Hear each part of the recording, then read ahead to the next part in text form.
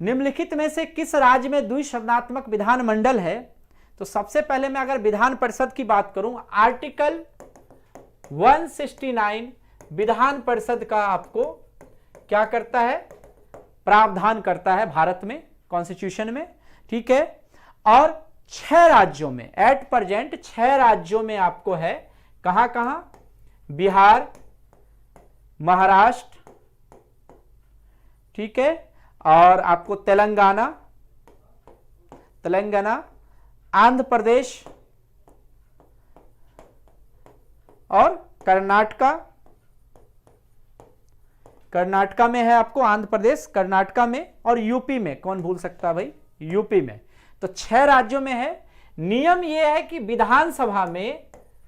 विधानसभा का 1/3, ठीक है, जितनी विधानसभा में सीटें होंगी उसका 1/3 से ज्यादा सीटें नहीं होनी चाहिए और कम से कम 40 सीटें होनी जरूरी है आपको विधान परिषद में, ठीक है। अगर मैं बिहार विधान परिषद की बात करूं तो बिहार में आपको 75 सीटें हैं आपको। महाराष्ट्र की बात करूं तो महाराष्ट्र में 78 सीटें हैं, तेलंगाना में 40 सीटें हैं, ठीक है। आंध्र प्रदेश की बात करें तो आंध्र प्रदेश में आपको, एपी में 58 सीटें हैं और कर्नाटका की बात करें यहां भी 75 सीटें हैं, यूपी में 100 सीटें हैं, ठीक है, याद रखिएगा, यूपी में 100 सीटें हैं पूरे। तो ये विधान परिषद का पूरा आपको लेखा जोखा होता है कि विधान परिषद 169 जो आर्टिकल उसके तहत गठित है 6 राज्यों में।